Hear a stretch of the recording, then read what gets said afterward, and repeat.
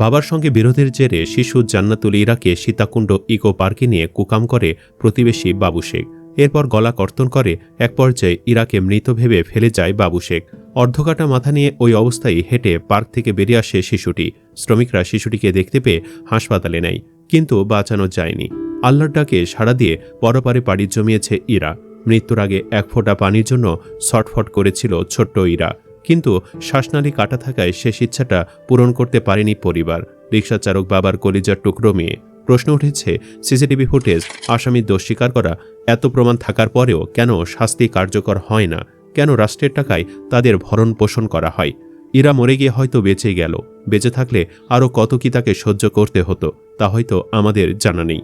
এর চাইতে কবরের হয়তো সে নিরাপদে আছে। তার ঘাতক বাবু শেখ ধরা পড়েছে। পুলিশের সাথে বসে তার হাসিমাখা নির্বিকার মুখটা দেখে মনে হচ্ছিল সিনেমার কোনো দৃশ্য দেখছি, যেখানে অপরাধী ধরা পড়েছে পুলিশের কাছে এবং সে হাসতে হাসতে আইনকে বৃদ্ধাঙ্গুলি দেখিয়ে হাতে হাতকড়া পড়ে চলে যাচ্ছে।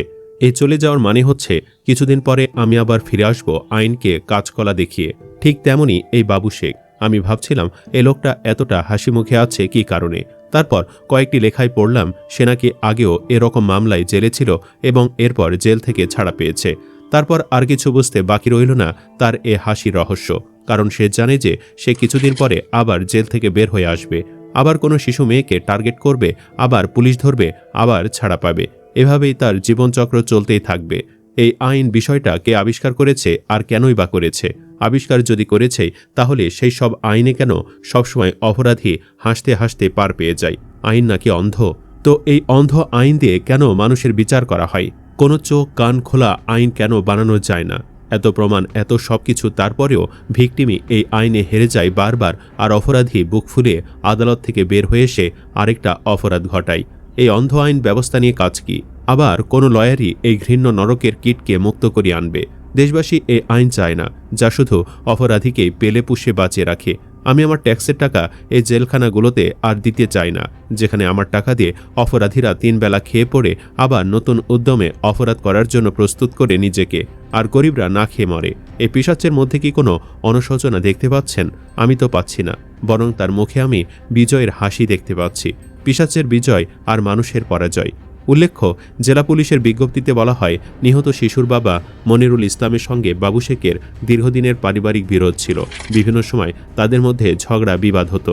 এরই প্রতিশোধ নিতে মনিরুল ইসলাম এই ঘৃণ্য কাজটি করেছে। পুলিশ জানায়, গত রোববার সকালে ইরামণিকে চকলেট কিনে দেওয়ার কথা বলে বাড়ি থেকে বের করে বাবু শেখ। পরে বাসে করে কুমিরা থেকে সীতাকুণ্ডে নিয়ে যান। সেখান থেকে হেঁটে বোটানিক্যাল গার্ডেন এলাকার দুর্গম পাহাড়ে ওঠেন। সেখানে শিশুটির সাথে কুকাম করার চেষ্টা করা হয়। এ সময় ইরা চিৎকার করে ঘটনাটি জানিয়ে দেওয়ার কথা বললে ইরাকে শেষ করে দেওয়া হয়। শিশুটির বাড়ি ছোট কুমিরা মাস্টার পাড়ায়। তার বাবা মনিরুল ইসলাম পেশায় টমটম চালক। স্থানীয় একটি প্রাথমিক বিদ্যালয়ের 2য় শ্রেণীর ছাত্রী ছিল ইরামণি। মঙ্গলবার সকালে কুমিরার কাজীপাড়া এলাকা থেকে বাবু শেখকে গ্রেফতার করে পুলিশ। তার গ্রামের বাড়ি গাইবান্ধায় হলেও তিনি কুমিরার মনিরুল ইসলামের বাড়ির পাশেই ভাড়া থাকতেন। পুলিশ জানিয়েছে, আসামি দেওয়া তথ্যের ভিত্তিতে ঘটনাস্থল থেকে বিভিন্ন আলামত উদ্ধার করা হয়েছে।